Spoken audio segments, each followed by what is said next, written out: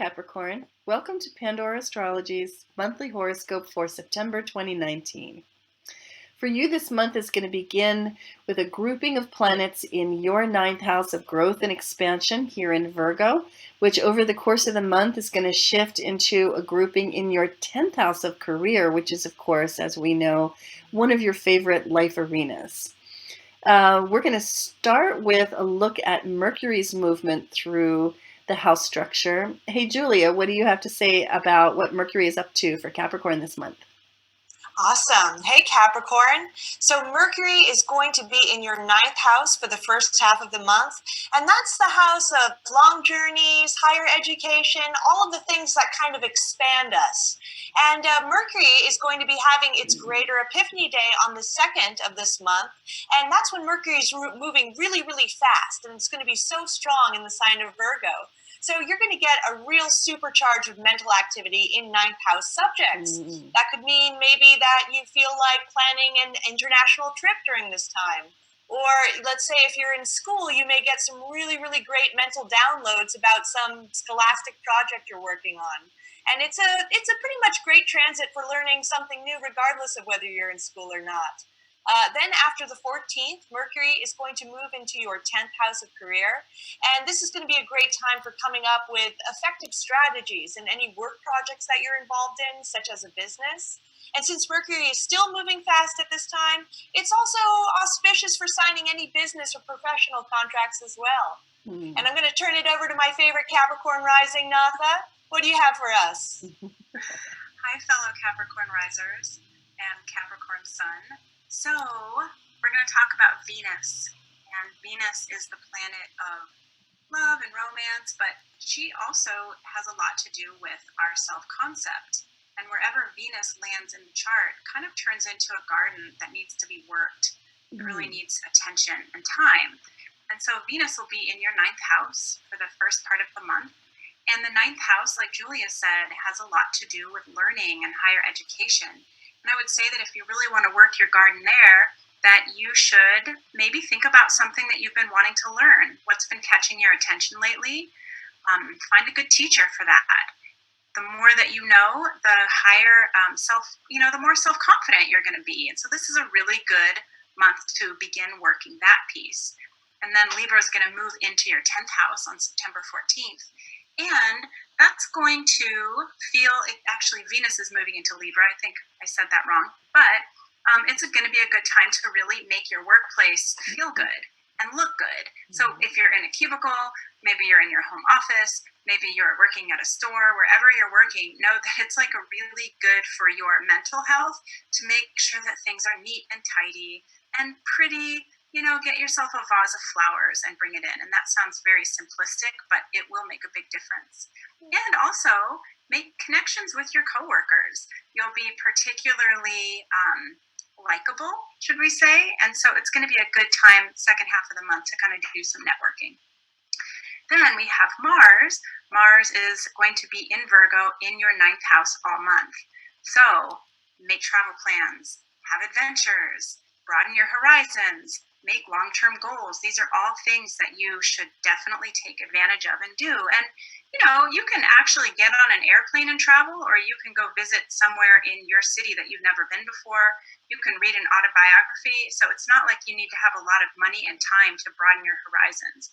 And you're going to actually have an extra bit of energy when it comes to that, because we have what's called a heroic epiphany day, and that is happening on September 3rd for your ninth house. So heroic epiphany day is when Mars comes into connection with the sun.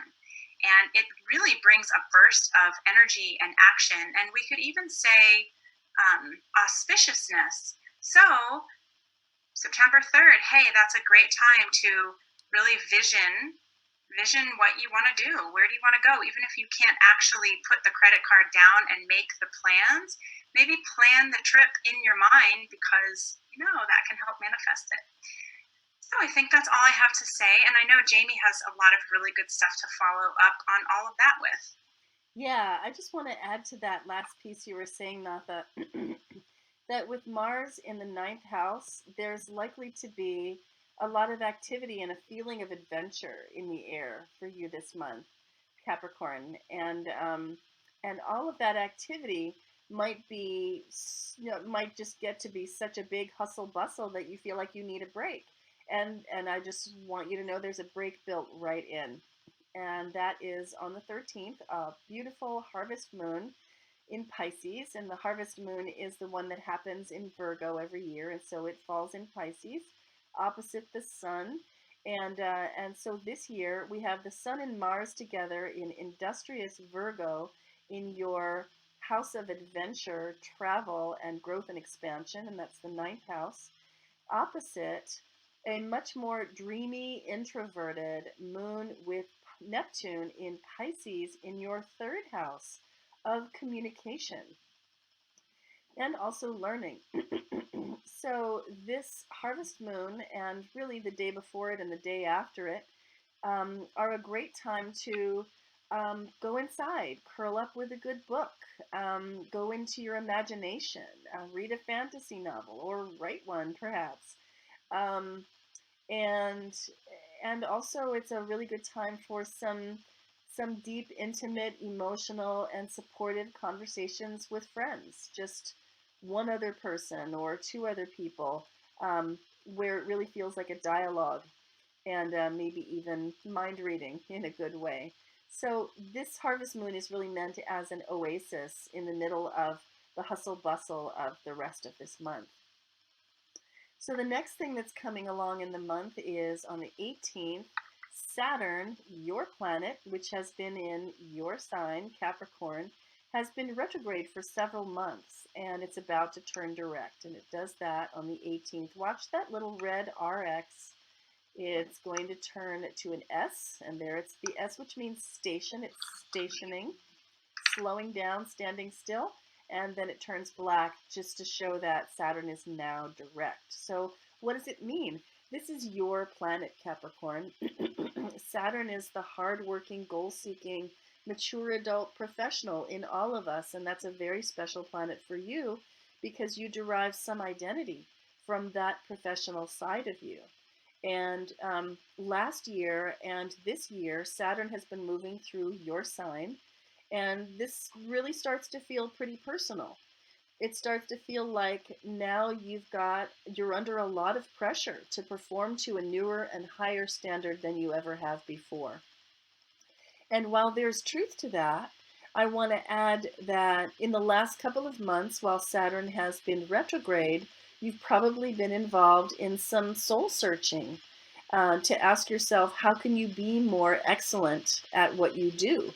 How can you be more of an expert? How can you become more accomplished? And it may have felt like you were spinning your wheels. And so I just want to let you know the gloves are coming off, the leash is coming off, and it's time to move forward with whatever you figured out in the last couple of months. Stop spinning those wheels, get some traction, and get moving. And that's going to feel pretty good because Capricorn is, after all, a cardinal earth sign and likes to move forward. So the next thing coming along in the month is on the 21st, we have the final pass of Jupiter square Neptune. And here's Neptune in your third house, Jupiter in your 12th house. This is a transit that I have been calling a time of mass delusion, because neither of these planets is very grounded or very practical, and they're just kind of egging each other on. Jupiter is the Pollyanna of the zodiac, full of big ideas, not really very good at actually following through on them. And Neptune is kind of lazy, something of a dreamer, tends to rose tint the world. And so when these two get together in a square or an opposition, there can be waves of naivete and foolish behavior through the populace. Now, this is the sort of thing that it's likely you've been evading, because you, the Capricorn, are, of course, eminently practical with your feet on the ground, and you may have been actually the rock that all the crazy people around you are clinging to. And if that's the case, I want to let you know that this transit will soon be over, And perhaps all of the people around you who have gotten an idea into their heads, which is absolutely airy-fairy pie-in-the-sky bullshit, will begin to cop to some reality. And wouldn't that be nice? I hope so. The last thing that's coming along this month is the new moon in Libra happening on the 28th. And that falls in your 10th house, another place that's pretty popular with Capricorn. And new moons, they plant the seeds for new beginnings. This one in Libra, it harkens back to some of the stuff that Natha was saying early on in this horoscope about Venus in the 10th house, bringing a certain charm and relatability to you in the workplace this month. This new moon is saying, plant the seeds of diplomacy, of negotiation. Be an ambassador in your workplace, and it will, grow into more, just a more warm and friendly environment in your workplace in the future. And isn't that nice? Well, Capricorn, that's what we have for you this month. I hope you enjoyed it. Next month, tune into our YouTube channel, Pandora Astrology. Check out the playlist there of horoscopes. And until then, we'll see you around the cosmos. Bye. Bye-bye.